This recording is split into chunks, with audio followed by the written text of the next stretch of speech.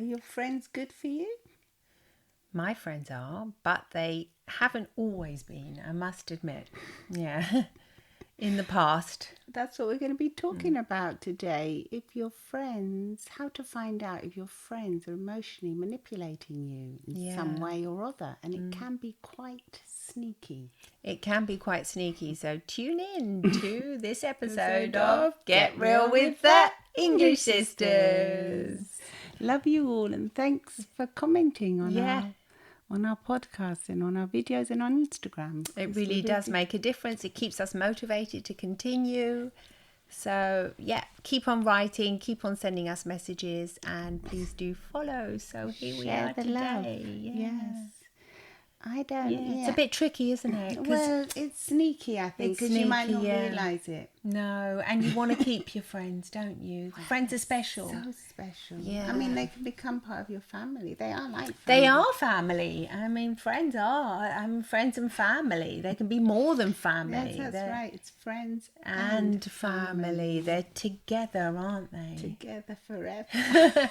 That's what I wanted to that's what I've always hoped for and wanted. But yeah, I mean, I have in my past, especially when I was younger, I have dealt with friends that I did find that were manipulating. You know who they were. Yeah.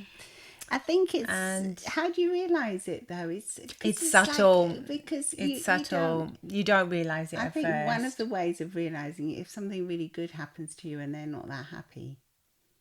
Yeah, that's sad, isn't it? Yeah, because you want to share that happiness. You want to come running over and I got that, or I did this, yay! And you want them to celebrate with you, and they might celebrate a little bit, but then you'll soon find that when it's like straight back to what they wanted or what was on their agenda. That's what I noticed with one of my friends. It was always straight back to what she wanted at that time of her life. So I couldn't really feel as if I could share. Yeah. So did it stop you from sharing in the end? Yeah. In the end, I just didn't share anymore. But that's once you realised it. But when you don't realise... I realised it more when you came along and I noticed the difference. What because, a real friend would be like. Because at first, when I was just living, without you, because you were in England, I didn't quite realise it that much. Yeah, because so we're sisters, we're like best friends. We are like best friends, yeah. So I didn't quite realise the difference I was just like thinking, yeah, I guess that's kind of normal. And I think that's what happens to a lot of you out there. You don't really realise it. And you think, that is normal. I mean, that's also like happened to my son recently now, and he's 23. I know he's not going to be listening to this. I can talk about him, and I know. I mean, he's openly spoken to me about it as well. But yeah, he's having a tough time now with some of his so-called friends that he's found that they are not really. They haven't really grown as much as he has, and like he's gone to live by himself. Page, yeah. And they're not really following, and they're not really celebrating what he's done, and it's a bit sad, yeah. Because they want, I think what happens with friends as well is sometimes if you are actually the manipulative friend and you might not realise you're doing this. Because it can be subconscious. So you might be thinking, oh, I would never do that. But, take a closer look and look when you'll realise it when your friend does something and then you think, oh, but that's not what I had planned, for us together as friends. Say like if your friend, finds a partner or starts going out with someone and you're on your own and you might think, that's a drag because now we're not going to go as singles together and to parties. And then you might not realise it, but you might be starting to put the your friend off that person, and by sort of sabotaging it and saying, yeah, but did you notice how he or she or they did that? And pointing that out and like niggling, like you're manipulating. You're manipulating. You are manipulating. Yeah, you're not really working for your friend's best interest. I think that's the question you have. hey, hang on a minute, let me keep my mouth closed until I know that what I'm going to say is going to be 100% in my friend's interest.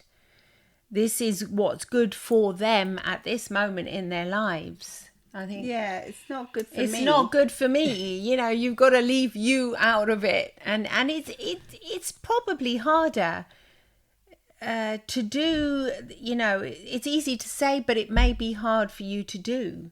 Because I think you're right. It's not because you're mean you're being manipulative. Sometimes you just don't realize it. You don't realize it. Your friend could be at a different stage in their lives, like my son. Like, he's actually gone to live alone now, and he needs a different kind of life. He doesn't want to go out clubbing, for example, but the other day he found himself in a situation where all his friends were just, come on, come on, come on. And he was thinking, why are they being so pushy about this? Why do they care so much if I come clubbing? I mean, there's a whole little group of them. Why do they care? Why are they? I think they care because they just want everything to be like it used to be. Stay the same. Yeah, they want it to stay the same. And like, your son's grown out of that. Yeah. And they can't appreciate that he's grown out of it. No. They don't want him to grow out of that. They want him to go and do the same things that they're doing. I know. My advice to him was just take a moment, reflect. Don't lose these friends because they're friends that you've had since childhood. But if you do feel you need time to, take time out from them, and maybe it is that, I don't want him to lose them, but no. I do think that if he has to have like a break away from them, it's probably good for him at this moment, because they're not supporting. They're not helping him in this new adventure of his life. No, and I find that if they're not supporting you, if you can ask yourself the questions, is my friend supporting me, or do I find myself always having to support them? Is it always their agenda? Exactly, yeah. A lot of the times it's their agenda, isn't it? Yeah. Yeah, or your own, or if you're thinking am I just looking after my agenda? Like when I told my friend, I want to have a family, and because I wanted to start a family, even though I was young. I remember, oh, no way, what the hell are you thinking about that for? Oh, no, we're young, we're going to have fun, because it wasn't, it wasn't in their agenda. Yeah. It would have stopped what we were doing together. And it would have caused a radical change, and change is not welcome in many human minds, I was going to say. Yeah, and most of us, we don't like change. It can happen in marriages, it can happen as well. When one partner changes, the other partner's saying, but, hey, I want things to stay the same. Yeah, and they might start manipulating you. Without realising it. That's why it's sneaky. It is kind of sneaky. So, but I think if you're aware of it, you can become, you can have the little alarm bells, and you can be sympathetic and empathetic towards your friend and say, look, hey, I know what's going on here. I know you're probably not that happy, the fact that I'm changing and I've done this, but hey, I've got to do this. And I think if they see you're assertive and you know where you want to go, they're probably, in the end, they'll say, hey, yeah, you know what, I guess. Well, I think if they don't support you in the end, you have to really question, are they real friends, or were they just using me? Yeah. Was I just handy at that moment in my life? Was I just imagining this friendship? Because I think as humans, we have the kind that we do tell ourselves little stories about, our relationships and our marriages and our friendships. Yeah. And the story in our head is often very different to the reality. Yeah, and yeah, you're right. Yeah, like with another friend, I realised that, there was a lot of teasing and under the form of like, it was a joke. I'm just joking, yeah, when you're hearing that a lot. No, it was just a joke. It was just a joke. Yeah, but was it really just a joke? Yeah, my daughter had a friend that was like always having jokes about her appearance as well, and putting her down a little bit, and then, oh no, but I was just joking. Yeah, that's typical, isn't it? Yeah, that's a sign. Yeah. That's one of the signs. If you find that your friend's always saying, oh no, it was just a joke. Hey, can't you take a joke? Well, why are you joking all the time about what I'm saying or my physical putting me down? Putting me down. Yeah, why? you're my friend. You know, we're supposed to love each other, support each other. You know, not really supposed to be doing things like that. You know, teasing and bullying, and that's not what friends do. Real friendship is so different to that. Yeah. Real friendship, it would be for the person to be honest and say, oh, look, I know you want to have a family, but I don't at this moment, or I can't, or I don't want to, but I really want you to be happy. Yeah, and I want you to be happy. Our paths will probably separate because you won't have as much time for me to go out, and I'm going to be sad, but what can I do about it? Maybe How can I help you? And maybe we can find a solution together. Maybe that would have been a dream, if I'd had words like that. That would have been a dream because, I feel like I would have said things like that. Because if they said, I'm going to feel really lonely if you're going to do all of that, and I'm going to feel really sad, and then you can help them because you can say, look, you won't be sad. You're going to become an auntie or an uncle or whatever, and we're going to have great times together. And just because it's changing, it doesn't mean anything. You can help the person understand that you still love them, because I think a lot of their manipulation comes from insecurity and fear as well. So absolutely, if you can understand that and they can understand it, then you're far better off at the end. You're definitely far better. But sometimes people don't want to understand it, and then that's when you have to, I think, if you want to protect yourself, you have to kind of distance yourself a little bit. You do. That's when that's what they say. You have to. It's sad. Yeah, you have to find a new tribe. You have to. You will. They'll just come along. People that will come along that are more in sync with what you're doing in your life, and it is a bit sad. Yeah. Yeah, it's sad because you never want to cut off ties completely. And what I did eventually was like what I remember talking to you about. In the end, it was just like slowly taking more time out, saying, "Oh no, sorry, can't make it for that, and can't make it for this," and just becoming less available, really. And because I felt like I had to protect myself. Well, yes. And I thought, I actually have to protect myself against this from my best friend. It's not something that you'd want to think you have to do. You have to think, no, we love each other. Come on. Yeah, support each other. That's it. But yeah. Yeah, I was listening to a podcast today, the Dear Therapist one, and there was a lady on it who said she'd been in a marriage. With Esther Perel, yeah. No, it's the other one. It's a Dear Therapist. Dear Therapist, okay. And it's got 2 therapists on it. And they were saying how, the lady on it was saying that her husband had she said twice, but basically in the letter she said he'd been constantly betraying her and having affairs. And that he kept on wanting to say sorry. He kept saying sorry, it won't happen again. And I've got loads of things going on at the moment, and you must understand and all of this. Yeah. Right. Yeah. No. that's not going to work for me. I don't know if maybe it worked. What happened in the end was that, because I'm halfway through it now. What happened is that the therapist advised her. They said, but how do you feel about all of this? And she said, well, I'm just thinking about him. And it turned out that because in her family, it was always the father that had been was the important one, and her mum's feelings weren't important, and she'd learned that her mum had to go through the same thing. So it was that history repeating itself. That was classical. Yeah, they're like in the past, and maybe in some cultures today it's still very common. And they said, well, how did you feel about your mum being treated like that by your dad? And she said, I always thought it was unfair and it wasn't on. And they said, well, what about you now then? How do you feel about yourself being treated like this? And she said, I don't know. She couldn't access her own feelings. No, she couldn't access her own feelings about it. Because you block them off, don't you? She blocked them out because when she was a little girl, she had to block them out. She wasn't allowed to feel anything, and they never asked her how she felt.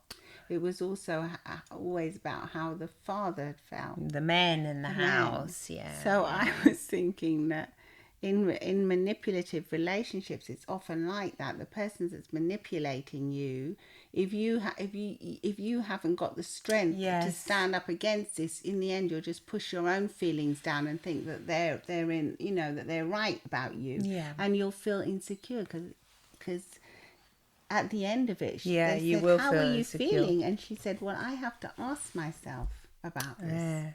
She has to ask herself. She said, I have to ask myself about how I'm feeling, but I don't know how I'm feeling about this because I always think about how he's feeling. I feel as if I'm not worthy enough.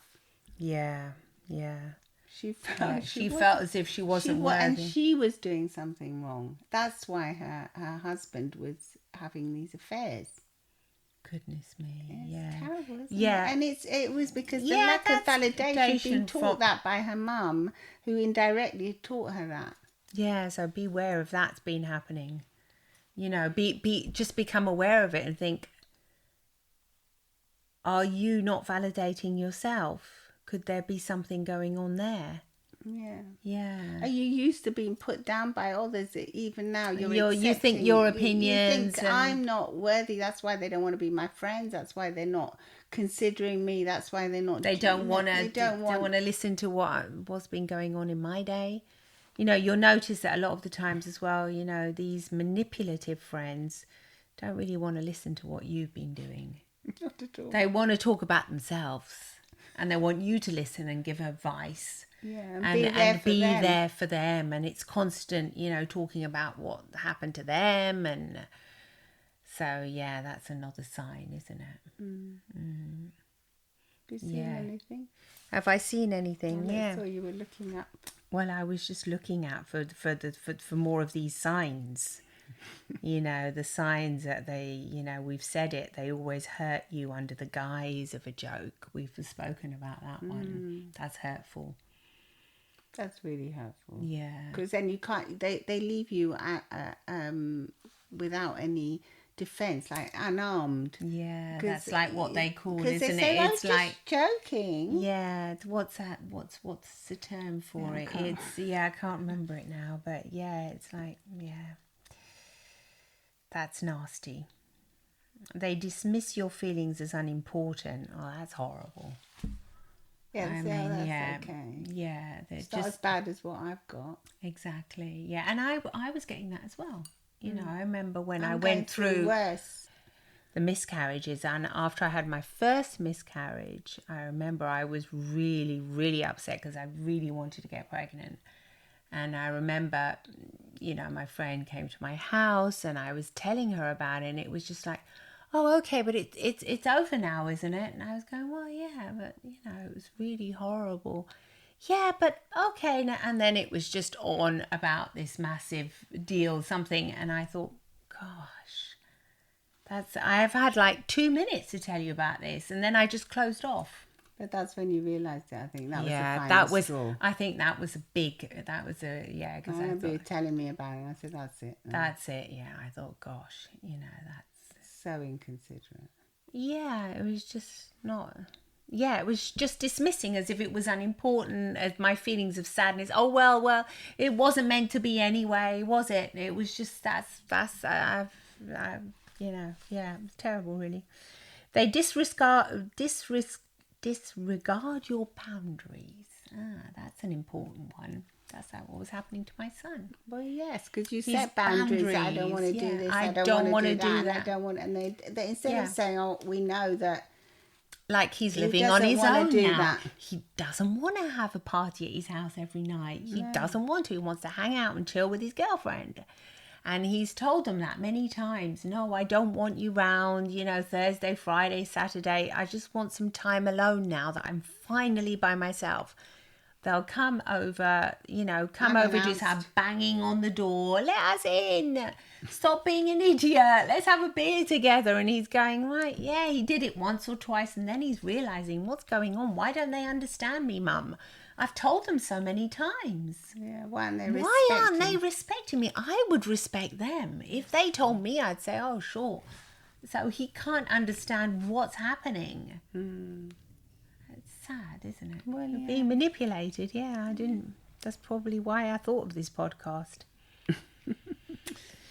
They pressure you into things you don't want to do. We've said that. They only talk about themselves. They constantly judge you for what you're doing. Yes, unfortunately, yes, they do judge you. And they put you down as well. If you've got a new idea or something, they say, oh, no, that's no good. Yeah, that's not that. Yeah. I mean, it's all sounding very depressing. Yeah.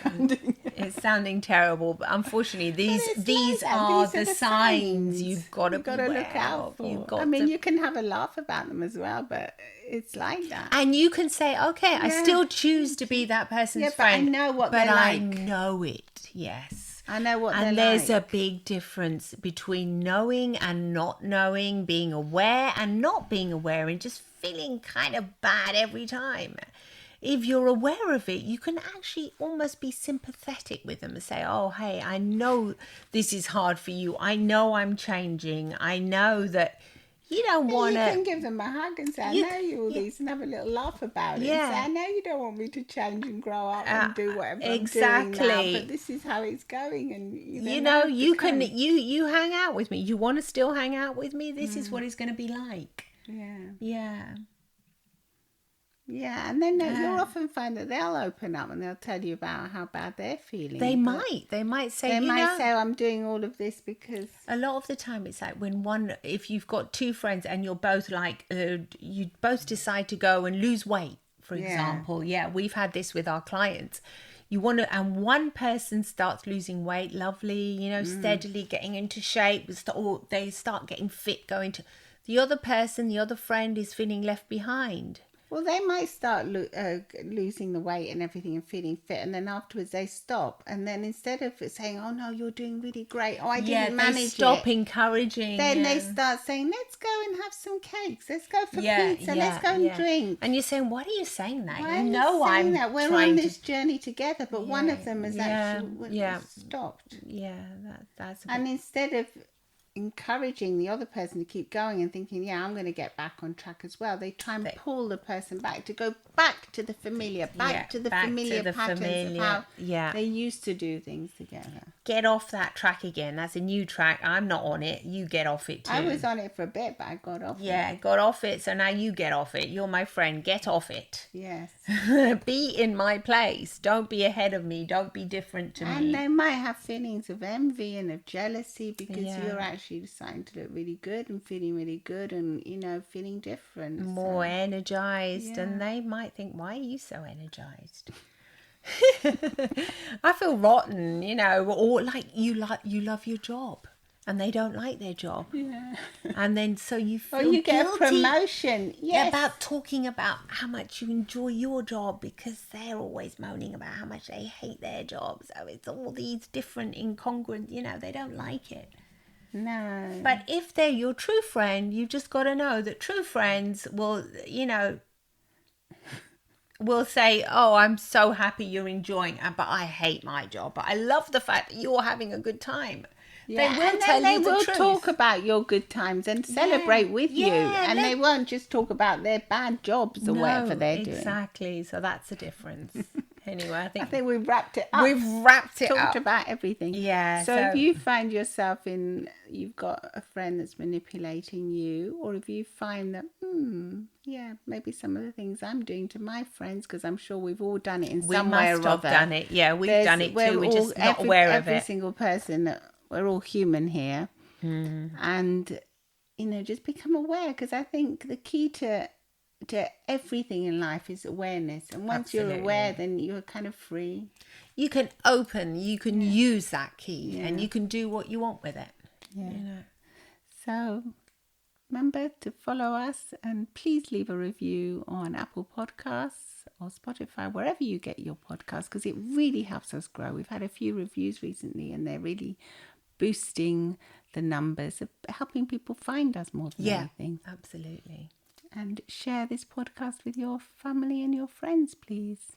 Lots of love and smiles from English Sisters. Oh, and come and say hi on Instagram at Get Real with the English Sisters. Bye-bye.